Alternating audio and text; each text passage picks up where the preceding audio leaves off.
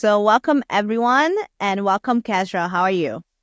I'm fine, thank you for having me. I'm super excited for this episode today because you are an SEO expert. You talked about topical authority and website recovery at many conferences. And I'm super excited to join your mastermind in the summer as well in the UK. So today's episode, we will talk about your career, of course, because there are many people who haven't known the backstory of Kasra as well. We're going to go over 2 websites and we're going to analyze them and roast them a little bit. So you ready? Yeah, sounds good. Amazing. So before we get started, I'd like you to share with us the story that you had shared at CMSEO 2023 because honestly, I was really touched. I was very inspired. That was the first time I think I've seen you on stage. And I was like, dang, this person did so many things. So I don't want to steal the spotlight. So can you please share with us how you got started? Yeah, so I got started off as a web developer probably like 7 years ago. And at the time I thought like web development's my thing. Fast forward till now, I probably couldn't even code a website. But back then, definitely wanted to do web design, web development. And I ended up basically like failing as a web developer. So I tried like building out PBNs, and I thought at the time like you need to do everything. So you need to do the sales, you need to do the marketing, you need to do the actual website build out, you need to do the delivery. Just didn't know much. Probably should have spoke to Mads, but the whole premise is like I just couldn't do it all. So I failed at that. I then actually ended up meeting one of my business partners and two or three different mentors that I still speak to today. Business partner wise, I met James at a mastermind like 5 years ago now, and I also met Craig Campbell and also Gary Wilson as well. And that mastermind basically just changed my life. So since then, I've been able to like invest in multiple businesses. I've been able to do a lot of like businesses, like start up a lot of different things. I used to do Facebook ads and that kind of done really well. And then obviously like the iOS update came along and that got hit. So there's just always been like some things that have like worked out really well, some things that have kind of not went in my favor, but I've been able to learn from a lot of failures as well. So I think that's probably the biggest thing for me. Like when it comes to starting a business, everyone thinks, oh, I'm going to start a business and I'm going to be a trillionaire in 3 months' time. In reality, you're probably going to start 10 businesses and maybe 9 of them will fail and 1 of them will take off. But from the 9 failures that you had, you're probably going to learn so much. So it's almost like you're brute forcing your way into success. Yeah. I mean, on stage, you also give detail about like how much changes you've gone through, and like really was like touched because all the images you show, like, oh, I was at this high and then this low. I think many people can resonate with it, or at least like got inspired by the story. One thing about when you mentioned trillionaires, I was like, I read a post about Elon Musk's ex-wife, and somebody asked her like if someone works hard and consistently, will they become a billionaire? And her answer was no, because it's not just about, okay, you work hard, but you have a underlying mission, something that keeps you going in hard times as well. So it's kind of like, kind of resonate here because you get to experience many stages, and despite those, you keep going. And so I think one thing that I actually mentioned on the talk, and I don't know if you remember this, is it was like a graph.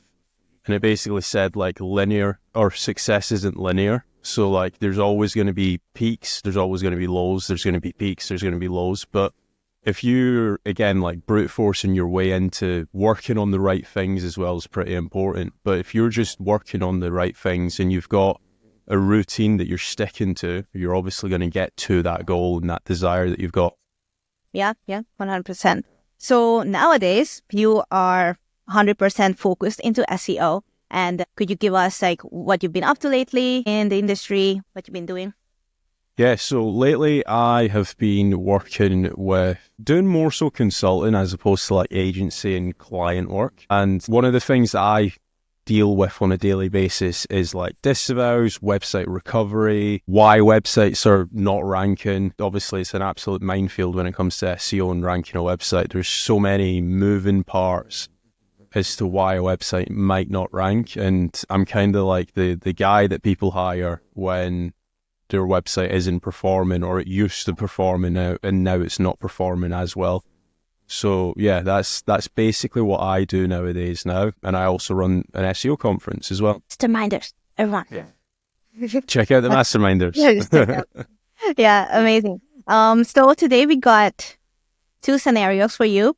Number 1 is an affiliate website, affiliate website. I randomly found on the internet. All I did just best airplane seats. I was thinking of airplane seats, so I just put that keyword in. I went to page 3, found this site, and let's talk about this one first, because many of the SEOs were or still doing affiliate marketing, which had been super duper hard in the past 2 years.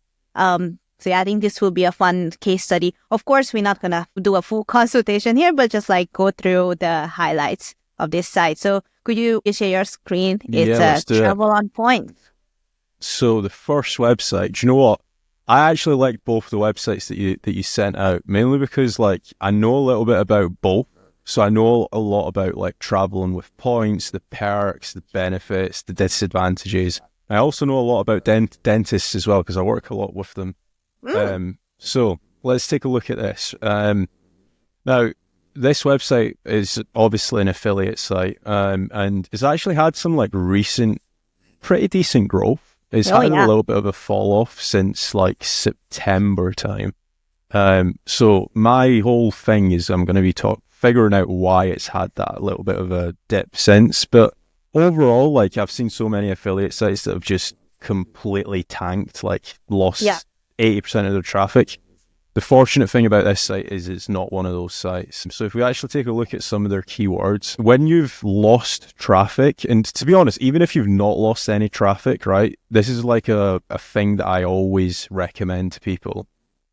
So you can do this on Ahrefs, and I'm certain that there's probably a way of doing this on SEMrush as well. But on Ahrefs, you can actually click on position here and then look at lost and also declined. Yep. Then basically what this does is it will just filter out like the pages that have lost traffic. Now, what you can actually do after that is you can be like really granular. So if we actually remember the graph that we were looking at before, the website was at an all-time high in like maybe April/September. So what we can actually do is we can actually select here. So this is the date that we're currently looking at, and we're going to compare this to a custom date, and we can go back to, let's say, we'll go like 20th of August, right? Because that's probably like a fairly safe date. So now what we're looking at is we're looking at the position of the page that used to rank compared to what it is now. So position 5, position 11, position 2, position 3, 7, 8, so on and so forth. Okay. Now what you're probably going to want to do is try and find like maybe like a handful of pages. Don't just go after one, and look at significant drops. Like some of these pages that's like that was position 2 and now is 3. That might not be this page might not be the actual problem. It might be other pages. If it's had a significant drop, it's telling you like Google just doesn't like that page. So some of these I would probably be ignoring, whereas you've got like, for example, Amex Business Platinum. This has dropped like 6 positions. You've got a lot of these that are like 1s and 2s. There is a load of these. So you've got like position 8 here. So what I would then be doing is like creating like a list of pages that has like had like a big drop. I would probably go after like 5 or 6 to then try and figure out the reason why. Another thing as well is like if there's been any huge drops, one thing that you can always look at is like where the actual website is getting the internal links from. So for example, this here is like the Hyatt Regency. But if you were to like search, let's take a look here, keyword Hyatt, click apply. Then as you can see here, you've got like some pretty big drops. So like position 5 or 5 positions dropped and 6 positions dropped. Yep. So like, this is probably like a page that I would probably look at, right? And what we would want to first of all take a look at, and this is like the really time-consuming, boring task, especially if like you've got like 6 or 7 pages that you want to take a look at, is like, how good is the actual content, first of all? Like, is it actually like decent, or is it just like spun content? Now this page is probably not too bad. Like, it's got not like too bad. decent images, but we're going to obviously do a little bit of digging and see why this page is dropped, because there's a reason why it's dropped.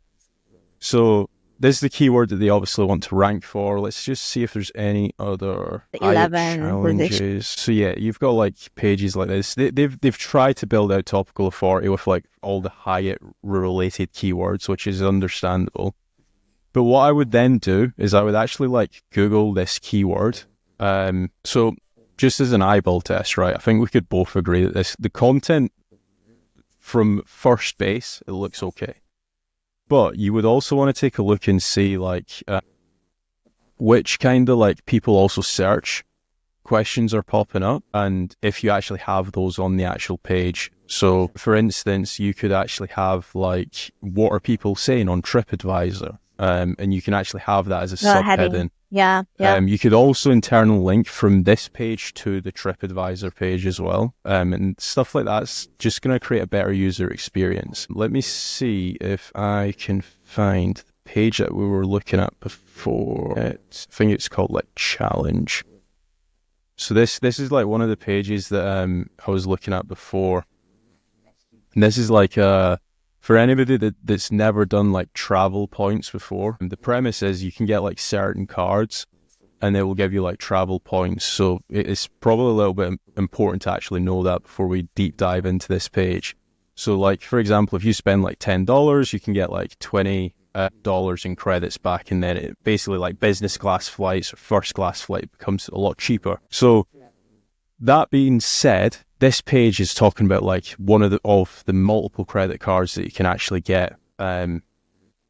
So if we were to actually take a look at this page here, again, like stacking Hyatt and built promos, right? I'll then just look and see. So this is like the people also search. I'm a massive advocate of actually having these as like subheadings on the page. So what is the transfer ratio for Blit to Hyatt, right? I'm hoping this page actually has that as a subheading, which it doesn't, right? So again, complete eyeball test. The content looks okay, but in reality, it's probably not the best SEO optimized. So that's probably like one of the reasons why it's dropped.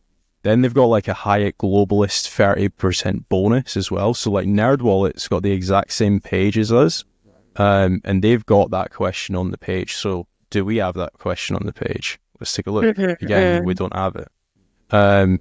Also, another thing or another rule of thumb, like this can become like really addictive, because every time you click on a people also search, you get more. So like, as you can see, we started like, I'll refresh the page, right? We started off with 2, and now we've got like 4, and now we've got 6. So it can become like really repetitive and kind of in a nerdy way really fun. But if you're actually working through this, you'll quickly realize you probably don't have that many of the actual people also search questions. And just so people understand, right, how the people also search works is you obviously have the main keyword that somebody searches, and the people also search is like queries that people search after your primary keyword. So if you can keep somebody on your website for as long as possible by having all of these questions, guess what? That person's going to stay on your website for a lot longer. So it's kind of like Google telling you in a way like, hey, include these questions or we're not going to rank you. So that's what I would be doing from a content point of view, like just making certain that you've just got the questions in place. The next thing I would then do is like use like a SEO tool. Like there's so many of them. I've just loaded up phrase.io. You can use Market Muse, Surfer SEO. There's so many, right? But like if we take a look at this, the Hyatt Globalist Challenge, as you can see, I was actually using this before. But if we take a look here for this keyword, they were position 1 and they've dropped to like position 7. And if we take a look and see their actual page here, right? So they're actually scoring pretty high on this. The average score's 34. They're scoring 40%. for their Hyatt Globalist Challenge page. But there's a few things that it's missing and a few things that they've kind of over-optimized on as well. So like the reason why they're probably scoring so high is because they've got globalist status in so many times, and that's probably like one of the most important keywords to actually have. Now, obviously, if we were to just paste in globalist status 25 times, we're going to get naturally a high score. So that's potentially what they've done. But there's also all of these keywords that's missing as well. So like, for example, again, going back to like the credit cards scenario, you've got like suite upgrades. So certain credit cards that you can book in for like the cheapest hotel room, and they'll just upgrade you to a suite. So that's a pretty important keyword to actually have into or include in your content. They've just not included it. Hyatt Place, elite status. So again, once you stay in hotels X amount of days, for this credit card, it's 20 days. In a 90-day period, you get what's called elite status, and that's like the cheapest hotels that you can get. It's like $25 for like a suite, for example. Again, they've just not included it into the actual content.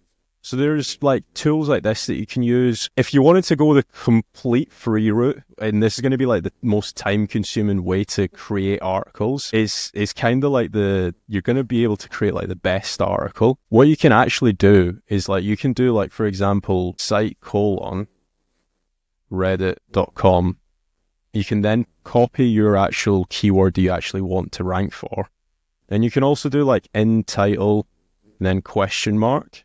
Now it's basically going to come back with like a load of questions that people have asked on Reddit to do with your keyword, and you can actually include those in your page.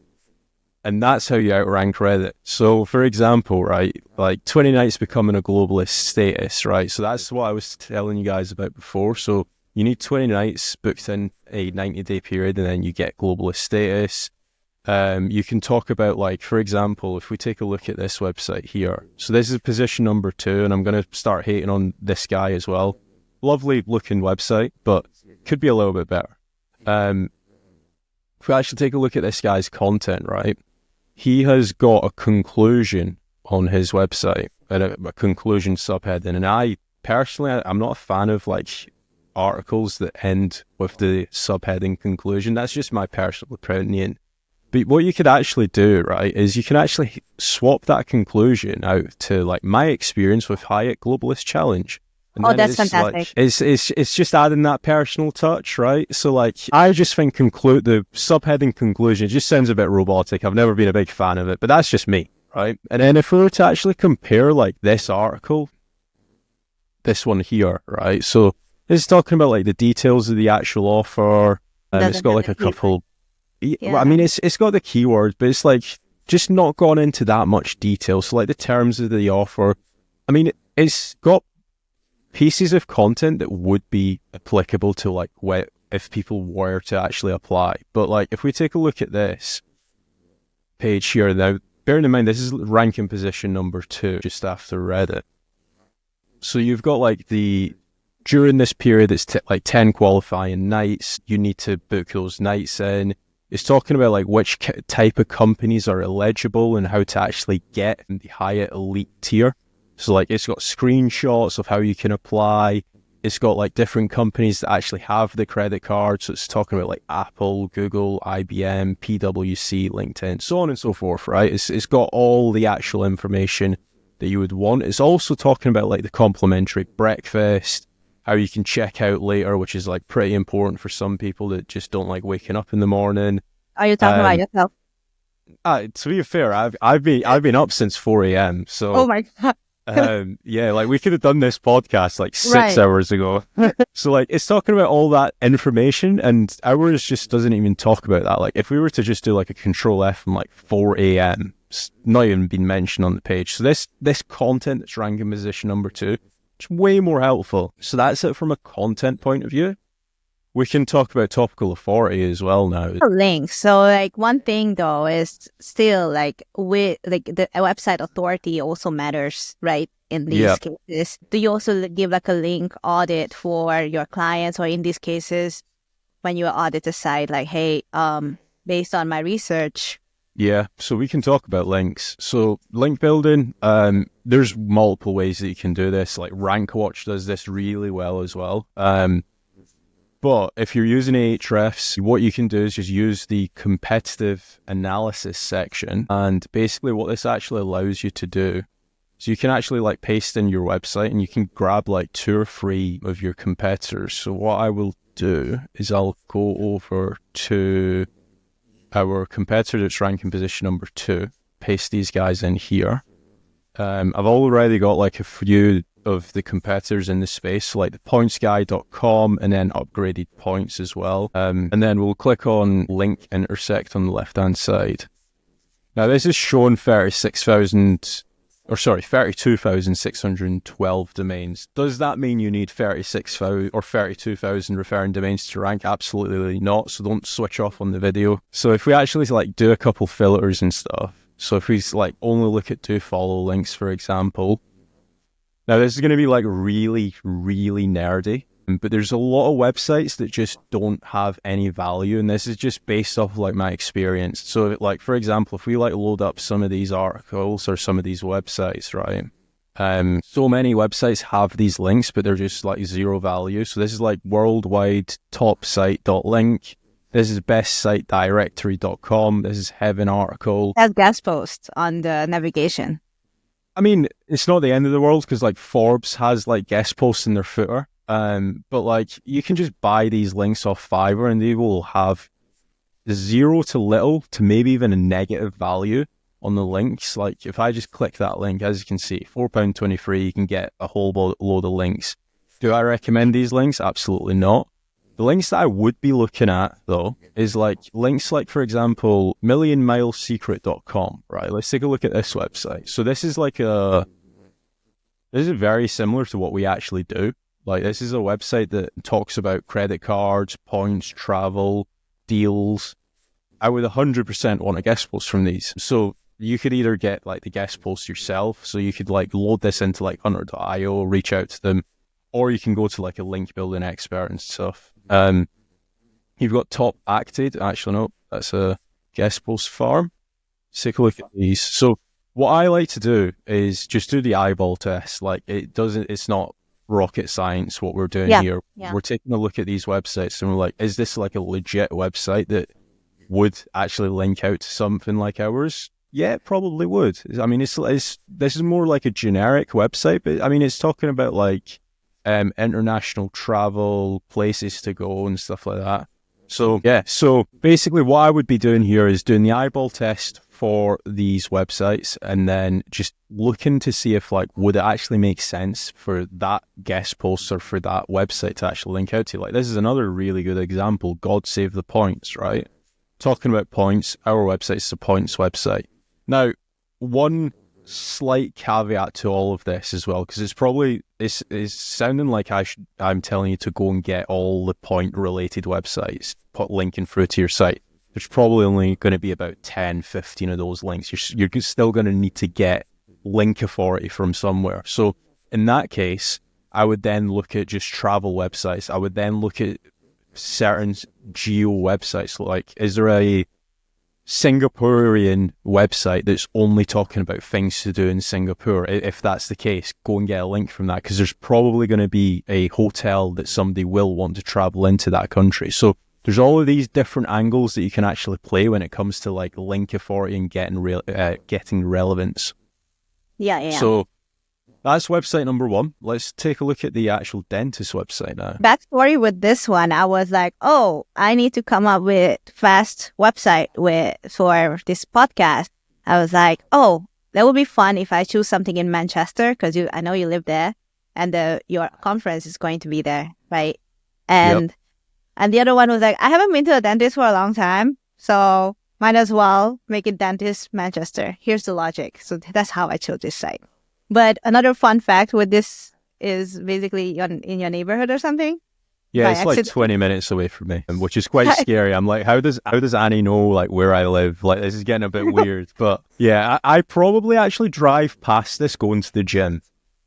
Amazing. So you can just tell them like your SEO is, well, let's just unfold it. Is it bad? Is it good? I mean, so they've got like this is like a prime website. So if anybody wants a client, just like send them this video and just be like, I'll do everything that this guy said for your website. This is like a prime website to get like their web design redone and just start doing SEO, because it's not a terrible website. I mean, it's a really It ugly is website. pretty. It's a really ugly website, but from a ranking point of view, it's not doing too bad. It's probably one of those websites that I would say, if they were to just start investing like $2,000 a month into like SEO, they would be able to like quadruple their business in like 6 months' time. That's insane. Yeah. So let's take a look at SEO this. So really ugly website. First of all, I'm not saying that like a website looks is a ranking factor, but if you can just like keep a visitor on your website for like 5 seconds more, right? It's going to add up over time. Yes, yes. Just like take a look at like Manchester dentists, for example. All the dentists, I don't know why, they all just use like a standard, like very light shade of blue. You'll know what I mean, like this blue here. Oh, So that's like, that. yeah. I mean, I don't know if they've like split tested this using like VWO and stuff like that, but like they all like use like a nice shade of blue. Like even these guys use it, right? So just like having like just a nice website. This just looks like a punk rock website. So just like that, from a web design point of view, you're already winning. Now, we'll pretend that we've done the website redesign now, right? But this website is quite possibly the biggest mashup when it comes to like internal linking. So like usually, right, if say for example, if Annie wanted to go and get teeth whitening or whatever, right, you would load up a website and then you've got like the internal links in the nav bar and you're like, right, yeah, I need a root canal. I've not been able to sleep for the past 5 nights, right? With this website, it's not got any of that. What you actually need to do is you need to scroll down to the footer and then you've got the links down here, which just makes no sense at all, right? Google crawls from top to bottom. Have your most important links higher up the page. That's like SEO 101. So yeah, it's a little bit of a mess up there. Like you need to click here and then you're like, oh, actually no, I don't want an Invisalign. I need to click back to the home page and then I'm like, actually I need clear braces, right? So from that point of view, their internal linking could definitely be better just by having it in the nav bar. I wonder if one of those questions are even headings at all, or is it text? Like you No, can see it's it on not. detail, probably. Actually, let's take a look. Not here. that one. It's like fronty and the different CFAS system I see available. What you mean. Yeah, I think these are all just images. So, I mean, it's not a terrible thing because when you're using images, not many people know this, but your alt text becomes the actual anchor. So they've actually alt tagged it up correctly, which is fine, I suppose. But again, it's just not the best user experience by any means at all. And on the Invisalign braces page, which is probably their most profitable page, they've actually not included a alt tag. So yeah, they're just missing out on a few bits on that. So rule number 1, just have your services in your nav bar, like what every single website on planet Earth probably does. Like these guys have done it. These guys have done it. The next thing that I would be looking at is like let's just focus on the Invisalign silo, right? What you want to be doing is obviously making certain that you've just got an SEO optimized page. Now, if we take a look at this, for example, teeth whitening in Manchester. If we take a look at this, teeth whitening in Manchester, if we just copy this content into phrase.io, let's take a look and see. Delete that. So this is their actual content, right?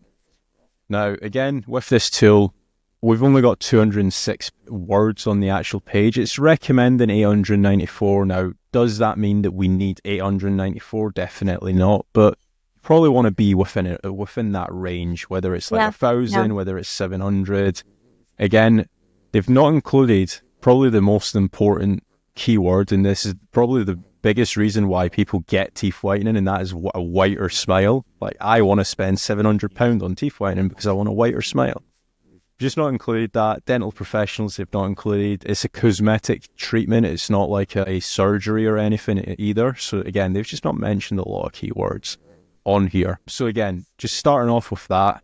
Again, you can do the exact same process that we were doing before. So like Google your keyword and then look at what people are also searching. So like How much should teeth whitening cost? Can yellow teeth be white again? Is NHS or white teeth whitening free? So on and so forth. You can also click on these and get more questions to include on the page.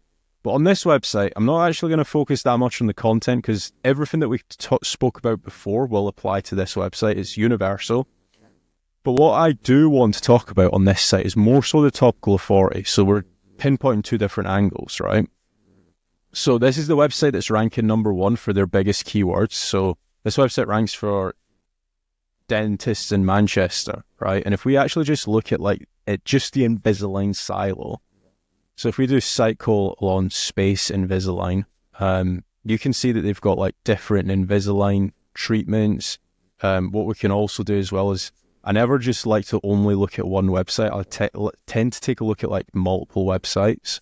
Multiple websites that obviously make sense. Like, don't go and look at a directory website because it's just not your competitor. But take a look at this website here.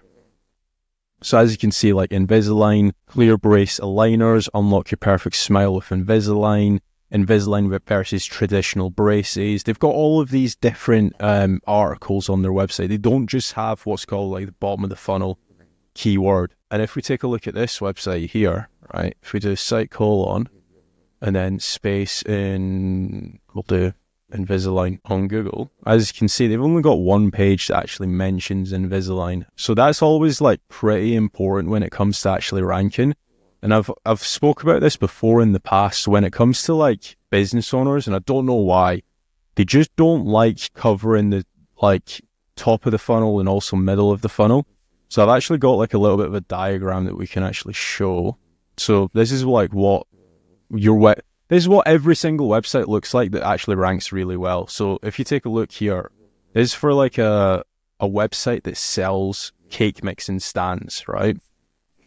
Top of funnel, you've got like easy cake recipes. If we went and set up like an e-commerce store tomorrow, Annie, and we were selling cake mixers, easy cake recipes for beginners, it's just not going to generate us any money. People are just looking for the recipe and they're just going to bounce off our website. However, we're getting that traffic through to the website. So again, this is probably why a lot of business owners, they look at top of funnel articles and they're like, I don't even want to include this on my website. Then you've got like middle of the funnel, and then you've got like best cake baking tools. Again, that's not the product that we sell. It might be like a tool might be like $10, $15 or £10, £15. But the right mixer stand, that might be like a £300 product. But as you can see, we've got the actual full-on funnel and we're trying to get people to buy our cake mixers. And it's the exact same process for something like teeth whitening. So like teeth whitening or Invisalign, for example, it's like a £8,000 or $7,000 product, right? So there's going to be all of these different questions that people would actually have prior to booking in with Invisalign. Like, is it better than traditional braces or should I get traditional braces? The whole purpose of this article, this is like a middle of funnel article. You can actually internal link to like your Invisalign page and also your your traditional braces page. But the whole purpose of this is like talking about like the pros and cons. Like, is it better for Invisalign or is it better to get traditional braces? Some people prefer traditional braces because you don't need the actual nightly retainer after getting Invisalign. So it's always good to actually start talking about those. And then like, how much does Invisalign cost? Is Invisalign, the myths about Invisalign, there's a lot of myths about Invisalign. So making certain that you're always just answering all of those questions. One thing that I would always recommend when it comes to like topical authority and building it out is go and speak to like your sales staff, because they're going to get so many like questions on calls and on emails and stuff like, hey, is teeth whitening safe? Does it hurt? Can I drink wine after teeth whitening? All of these random questions, right? And if somebody's asking that to your sales team, there are 100% going to be so many people actually searching that on Google. So just making certain that you're actually doing that is pretty important. And then the next thing is probably like the link building for this site. So if you take a look at this website, 70 referring domains. To be honest, that's probably actually like on the higher side, especially in the UK. There's so many websites that like have like 20 referring domains and stuff like that. But what I would again be looking at is like, take a look at like your competitors. So again, we can actually do the exact same process, go over to competitive analysis. One tool that would actually probably be good for this is Localov. So what we're actually going to be looking at, because this is more of a local website, is we're going to be taking a look at like the local directories that's actually pointing through to this, because that's ultimately what's going to rank us higher. So we'll find a third website as well, dentists in Manchester. And also another thing to highlight that's pretty important, when you're looking at like competitors, don't look at like NHS. I don't know if you're familiar, but like NHS is like the government website. So like they're going to have so many links. Same goes with like Bupa. Bupa is like the private healthcare that you can buy in the UK. So I would ignore these two websites. Same goes with like Reddit and stuff. But I would take a look at like the Valiant's Dental Center, right? Because again, they're like a direct competitor. Plug these guys in, show link opportunities. As you can see, there's 194 links there that we don't have. You can even get like really granular. So you can even say like all three of my competitors need to have these links. Now you've got 6, so maybe not all 3. We'll go with like all 2 or at least 2. So you've got like 25 referring domains. So you've got like the likes of Yell, which is like probably like the biggest, actually it is the biggest directory in the UK, and we don't have a link on there. So this is like a really good starting point. Yeah, I like the way you prioritize it, because Ahrefs can get super overwhelming, but the way you explain it is super clear. Tool like that's just data in, data out. Like Ahrefs is it's just a data aggregation tool at the end of the day. So if you're looking at a lot of data, you're probably going to get lost. If you're able to like crunch that data down and you're like, right, okay, this is my to-do list for the next 6 months, it can be like a really good tool. And again, with a lot of these directories, it's so easy to actually get them. So you can just like click on get free listing, fill out this. It'll ask you like a few more questions, like your opening hours, stuff like that, your business logo, photos of your business, videos, boom, done. There's so many of these as well, like dentistnearme.uk. Do you think we should get a link off that, Annie? Oh, yeah. So again, like there's so many of these that we can just get links from, and it doesn't take that long. It's just a time-consuming task. Exactly. Or let me rephrase that. It's not hard to do. It's a time-consuming task. Yeah. I mean, time is money. So as soon as people realize that link building takes time and not really like the difficulty of technicality, people realize the value. Yeah. Yeah, definitely. Amazing. Well, thank you for sharing all the audits. This was like a full-on audit. You went way beyond my expectation. Thank you so much, Kasra. And sorry for indirectly invading your privacy. I just was really looking for a good dentist in Manchester. Well, I mean, if you base your dentists off how well they perform in SEO, it's probably not the one to go to, just as an FYI. No. Amazing. So you have an upcoming event. Would you like to share with us more details about the Masterminders? Yeah, so the Masterminders happening on the 27th. That's the conference day. Really excited for that, because I've actually never held a conference. I've spoken at like hundreds of conferences now, I feel. But 27th, we've got the conference. We've got like Craig Campbell talking, James Dooley talking, Lara Costa, Carrie Rose, some new faces as well. The 28th, which you've actually attended this before, which is the actual mastermind. So basically, if nobody knows what a mastermind is, it's basically like a group of industry leaders. So typically like 5 or 6 people in one group. You get 45 minutes to actually speak and tell people one thing that works well for you, one thing that you're struggling with, and what your actual business is about. And then others are basically able to like chip in. So for example, if you've got like an e-commerce store and you're like, I don't know how to scale in Asia, there might be somebody that's already scaled out 15 e-commerce stores in your group that's scaled out in Asia, and they're like, okay, have you tried these suppliers? Have you done this? Have you done this link building strategy? Have you done this for SEO? So it's basically just connecting the people together and putting them in the right group, and then just having those connections and those networks going forward. Yeah, amazing. We're super looking forward to your event. I think this is going to be the first time I'll attend your conference too, because before I only did the mastermind.